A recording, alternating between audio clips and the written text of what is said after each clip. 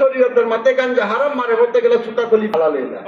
শরীয়তের মধ্যে বলি এই ঢোল তবলা হারাম, মারে বলতে গেলে ঢোল তবলা কি হয়ে যায়? এই গান হারাম, গান কি?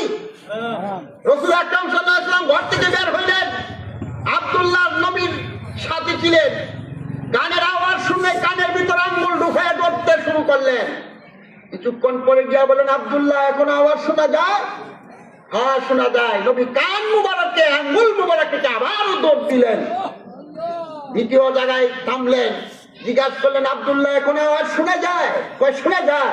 আবার নবী দৌড় দিলেন। কয়বার? 3 বার দৌড়ার পরে আব্দুল্লাহকে জিজ্ঞাসা করলেন, আব্দুল্লাহ এখন গানের আওয়াজ শোনা যায়?